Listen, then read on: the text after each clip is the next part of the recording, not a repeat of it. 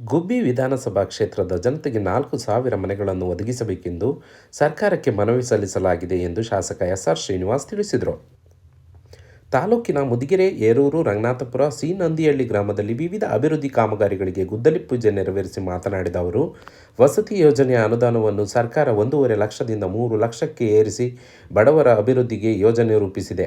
ಕ್ಷೇತ್ರಕ್ಕೆ 4,000 ಮನೆಗಳನ್ನು ನೀಡುವಂತೆ ವಸತಿ ಸಚಿವರಿಗೆ ಮನವಿ ಮಾಡಲಾಗಿದೆ. ಫೆಬ್ರವರಿಯ ಕೊನೆಯ ವಾರದಲ್ಲಿ ವಸತಿಗಳನ್ನು ನೀಡುತ್ತೇವೆ ಎಂದು ಹೇಳಿದ್ದಾರೆ. ನಂತರ ಎಲ್ಲ ಗ್ರಾಮ ಪಂಚಾಯಿತಿಗಳಿಗೂ ಮನೆಗಳನ್ನು ಹಂಚಿಕೆ ಮಾಡಲಾಗುವುದು ಎಂದ ಅವರು, ಈಗಾಗಲೇ ರಾಜ್ಯದ ವಿಧಾನಸಭಾ ಕ್ಷೇತ್ರಗಳ ಅಭಿವೃದ್ಧಿಗಾಗಿ ಸರ್ಕಾರ ತಲಾ 10 ಕೋಟಿ ನೀಡಿದೆ. ಸುಖಸುಮ್ಮನೆ ಸರ್ಕಾರದ ಖಜಾನೆಯಲ್ಲಿ ಹಣ ಖಾಲಿಯಾಗಿದೆ ಎಂದು ವಿರೋಧ ಪಕ್ಷದವರು ಆಪಾದನೆ ಮಾಡುವುದು ಸರಿಯಲ್ಲ.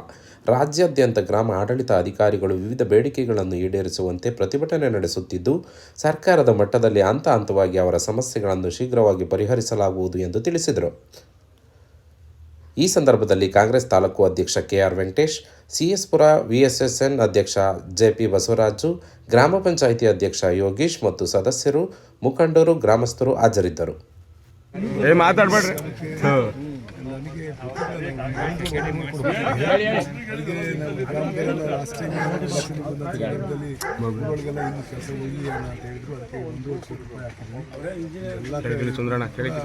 ಎಲ್ಲೆಲ್ಲಿ ಮನೆ ತಕ್ಕೂ ಕಾಂಕ್ರೀಟ್ ಮಾಡ್ತಕ್ಕಂಥದ್ದು ಮಾಡ್ತೀವಿ. ಮತ್ತು ಏರೂರಲ್ಲಿ ಹಾಸ್ಟ್ಲು ಮುಂದೆ ಎರಡು ಹಾಸ್ಟ್ಲು ಇದೆ, ಲೇಡೀಸ್ ಹಾಸ್ಟೆಲು, ಅದಕ್ಕೆ 25 ಲಕ್ಷ ರೂಪಾಯಿ ಹಾಕಿ ಅದಕ್ಕೆ ಕೂಡ ಕಾಂಕ್ರೀಟ್ ಮಾಡ್ತಾಯಿದ್ವಿ. ಮತ್ತು ರಂಗನಾಥಪುರ ಅದಕ್ಕೆ 75 ಲಕ್ಷ ರೂಪಾಯಿ ಹಾಕಿದ್ವಿ.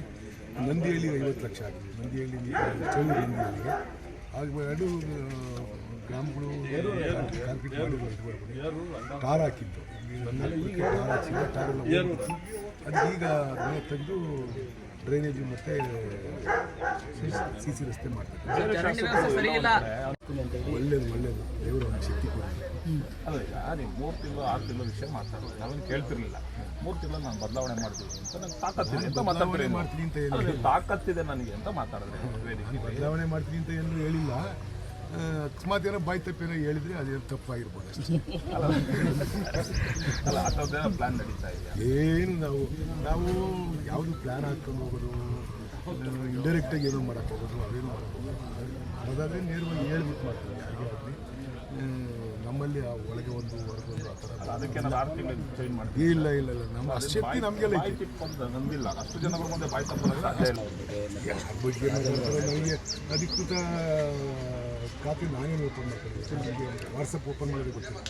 ನಾನು ಜನ ಫೋನ್ ಹಾಕಿದರೆ ಫೋನ್ ಎತ್ಕೊಂತೀನಿ, ಯಾವ ಥರ ಹೊಡಿಬೇಕು ಫೋನ್ ಹೊಡಿತೀನಿ. ಅಷ್ಟು ಬಿಟ್ಬಿಟ್ರೆ ಬೇರೆದಕ್ಕೆ ನನ್ನ ಮೊಬೈಲ್ ಉಪಯೋಗಿಸೋದೇ ಇಲ್ಲ.